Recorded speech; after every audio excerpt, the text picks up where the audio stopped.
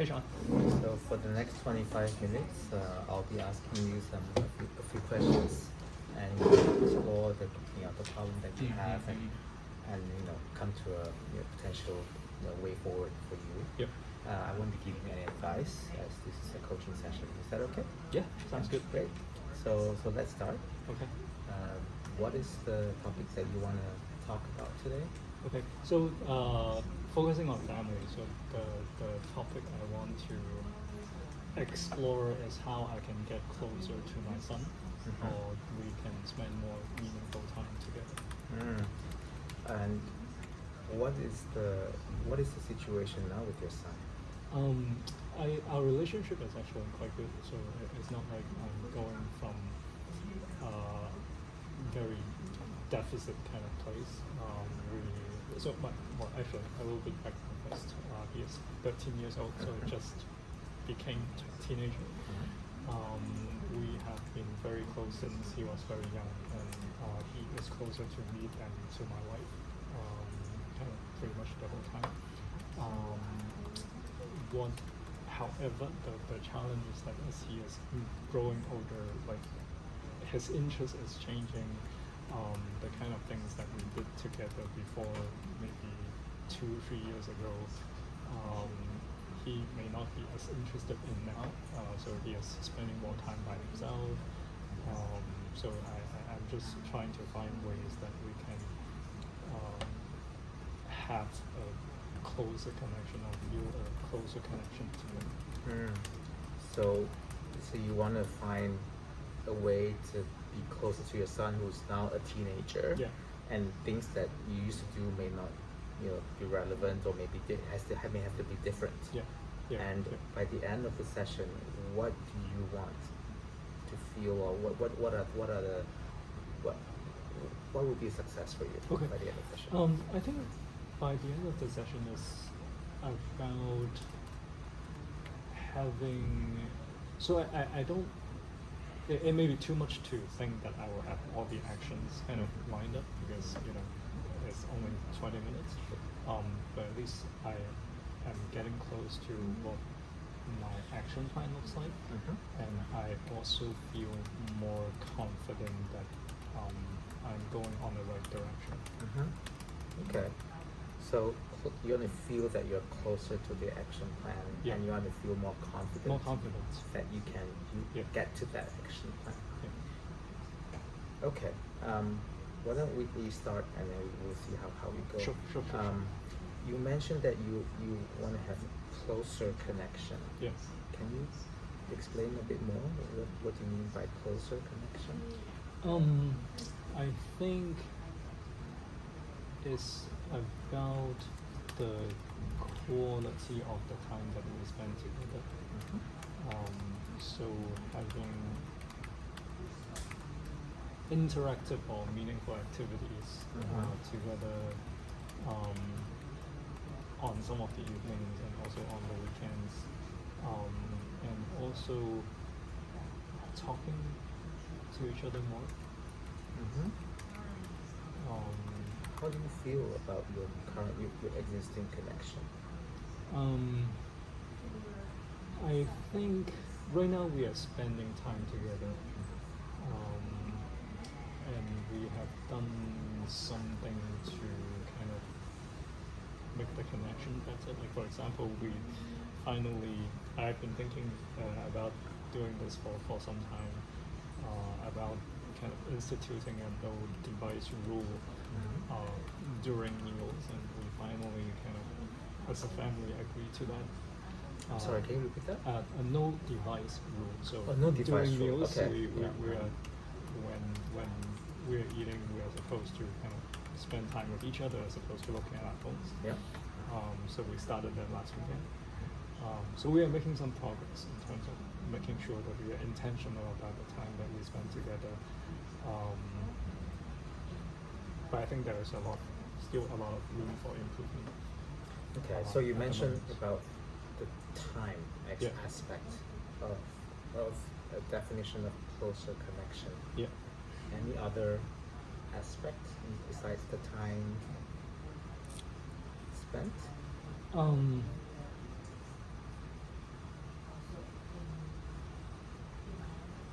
I think as a measurement, although it's hard to measure, but as an outcome or as a measurement, building memories is important.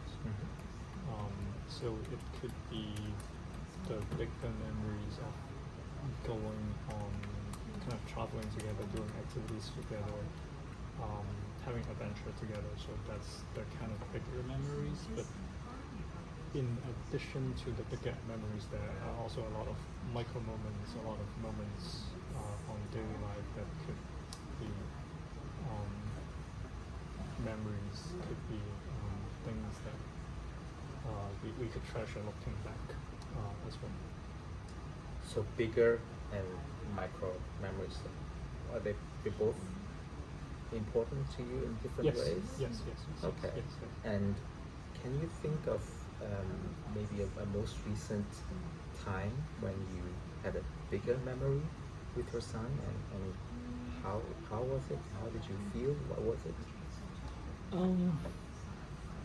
The most recent big memory is probably we actually went on a father and son trip together during Easter.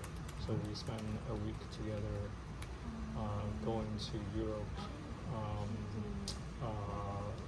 Madrid and London, kind of football related, going to football stadium visit and watching football match and all that. So that was the most recent big memory kind of trip that we've had. And how did you feel about this trip? I felt good. I think it was a good time. I think even though not every single moment we are kind of closely engaged, or it's not like we were talking the whole time, but we were. I think the fact that we had a lot of shared experience during that time, kind of exploring things together. I think,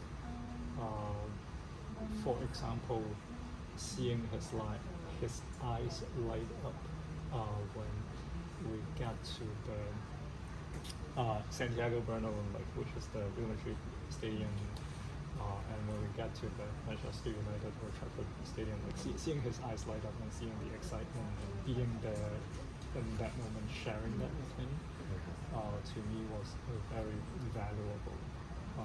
I see your face light up when you say that his face lights up. Yes, so yes. obviously that's very important to you to see the feedback that he gives you, or the expression on his face. Yes.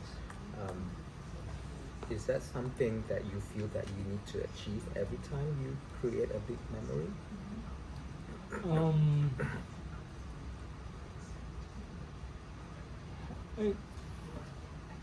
I don't think it's about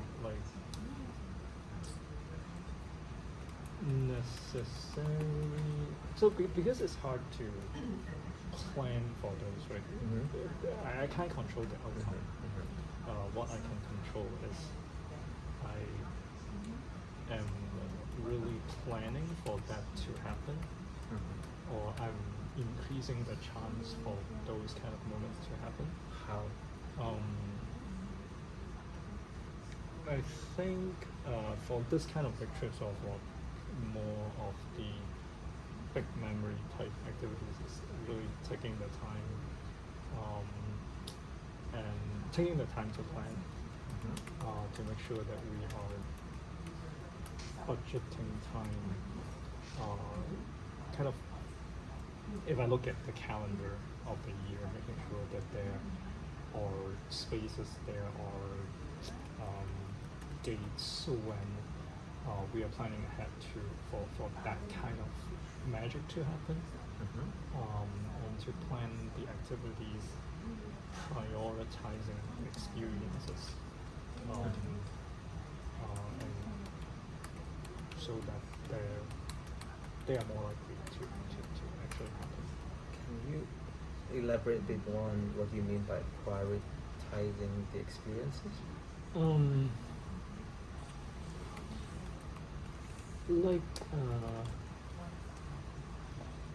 For example, when I was planning the trip Easter trip,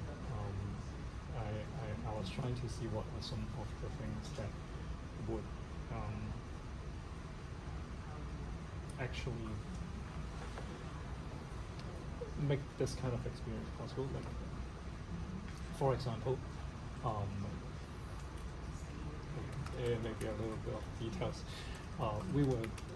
Originally we were going to watch a match in Manchester. The date of that match has changed, so we were not able to watch it anymore. Mm-hmm. So I was planning not to go to Manchester, because it wouldn't make sense to go there but not watch a match. But because we bought the train ticket to Manchester already, we bought the stadium tour already, they are not refundable. So I decided, hey, what the hell, let's just go there for a day trip. So we took a 2-hour train, go there, did the stadium tour, and then went back to London. But actually, going ahead with that proved to be very worthwhile. Mm-hmm. So instead of focusing only on the logic of how it doesn't make sense to do a day trip for like 4 hours back and forth just to see the stadium tour, maybe there are so many experiences that are worthwhile to plan, and not to think too much, and try to populate the trip with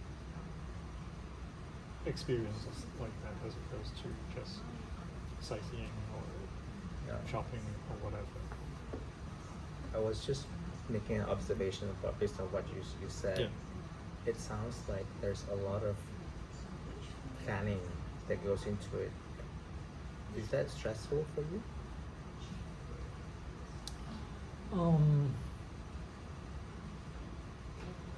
Sometimes, not always. Sometimes. And how do you want to feel when you were planning these trips?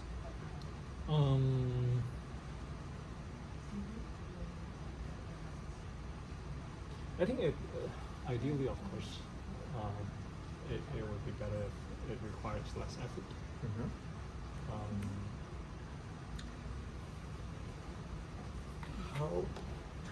And also based on the description you said, the spontaneous part was actually a surprise, because there was no. It sounds like there was no game, but you went anyway. So you had some new surprises and new experiences that were not part of the plan. Well, it still required planning, so because we made the decision ahead But the of time outcome to- wasn't quite what you originally planned. So, how do you feel when that happened?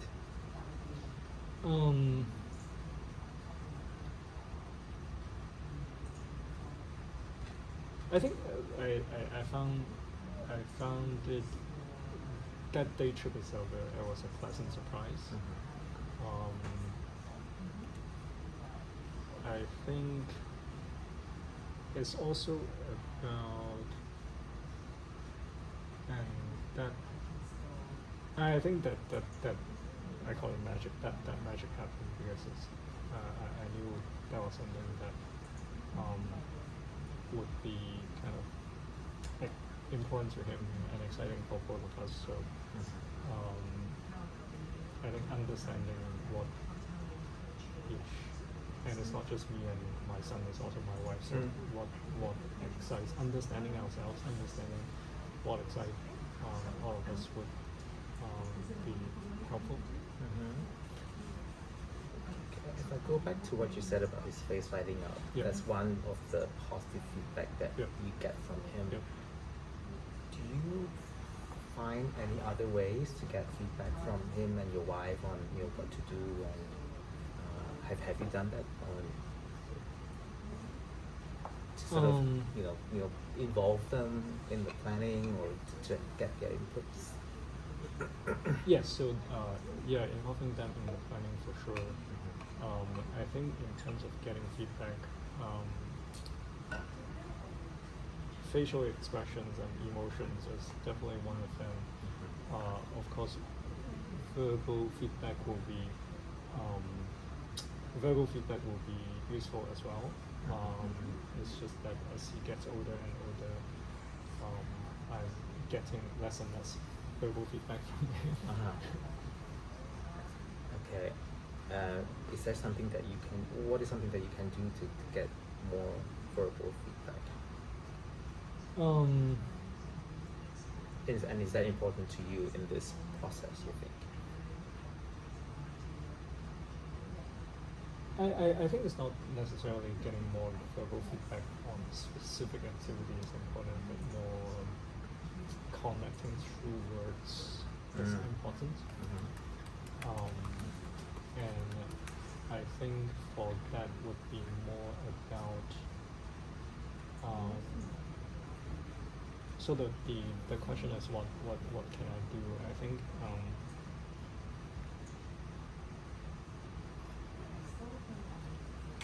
sharing more and initiating more conversations during meals or during our regular kind of interactions would be one way. Anything else?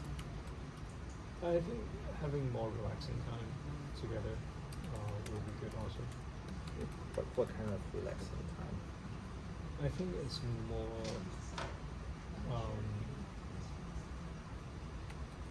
like time when we are just sitting together, not really rushing from place to place. Kind of, I think it's more the state rather than kind of what we are planning, but kind of when we are spending time together, being in a state of relaxation. What's as opposed to stopping being you? rushed. What's stopping you from doing that right now? To have this more relaxing time with them. Usually what's stopping me is not budgeting enough time, or just because we're running late, or we're feeling kind of rushed, be it like kind of time before bed, or rushing from place to place. So usually is when I'm in that state of time crunch, that's when I am not in kind of more of a relaxation, presence kind of state. Okay, and if there is something that you could do today or this week, what is that something that you could do to change that? I think about the state is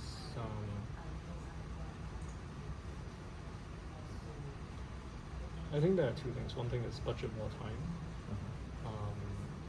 So try not So to having it in the plan. Yeah. So not doing it last minute, or not focusing on the time crunch. It's not going to matter that much if we go to bed 5 minutes later. So be more As opposed flexible. to- yeah. So as opposed to just rushing. I think it's the state of mind, kind of reminding myself to be present. Be present, and it sounds like you want to be able to communicating more with him. Yeah. Okay. Yeah. And you want to have a plan, like a time allocated, maybe, and if it runs over a little bit, it's okay. Yeah. So, I feel pretty similar to what you say about the planning of the holiday too. You want to have a plan, but if it doesn't go as planned, then it's also okay, Yeah, because that you part is could fine. be That part making. is fine. That part is fine. Okay. So it seems like there are a few things that came up here, right? Yeah. And you want to spend more time with him. Yeah. You want to build memories with him together. And you want to communicate with him more to get his feedback. Yeah. Do you think these are what you're looking for that can help you get closer to an action plan? I think yes. I think one additional component is involving him in the plan, or involving him in kind of more activities, planning. Especially when he's as 13 well. and he has his own ideas. Yeah, so because I intentionally, so the example was the phone rule over the weekend. Mhm. We made it kind of a family discussion as opposed to just me imposing the rules. I think that helps. So for planning our regular activities, that could also be one way to make him feel more involved and more make the outcome kind of better. How do you feel about that?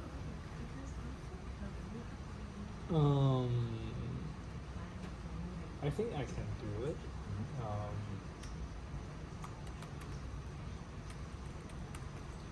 Emotionally, how are you feeling about it right now? I think in a way about, sorry, say that again. How are you feeling right now, having come up with these few things, this checklist of Yeah, things? I think overall, I think those are the buckets that they are the right buckets. Mhm. So I feel like I'm making progress in the plan.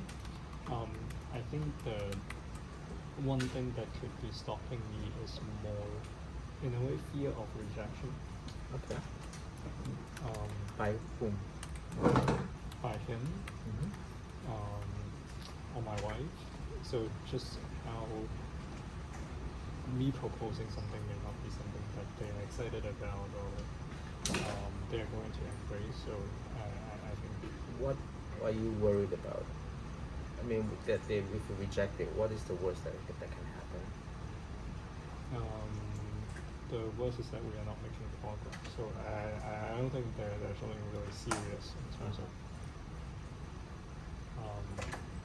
But that also sets us back in terms of if we're not making progress. It's like I would like to see us getting closer and us making progress towards my ideal.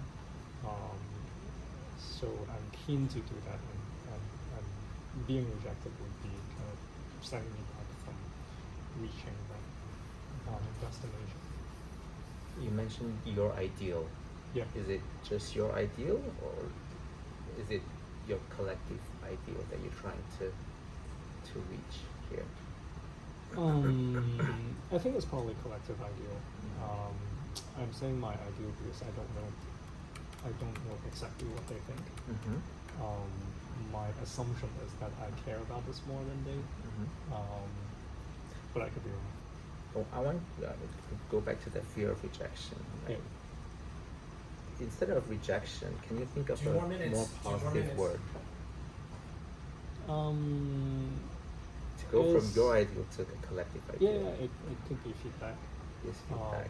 Feedback they are rejecting or they're expressing kind of a negative feedback because their criteria or what they're thinking is different from what I'm thinking. So Mhm. it could trigger more input, more discussion for us to work on a plan that.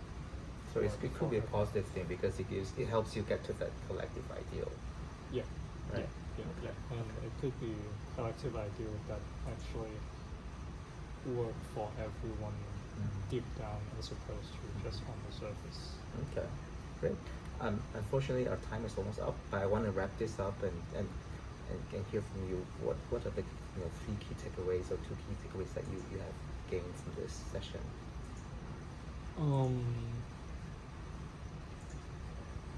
I think the two biggest takeaway one is be open to hearing the feedback so that we can collectively work on something that work for everyone. I think the second key takeaway, more of a reminder, is a lot of the micro moments happen because I'm in the right state.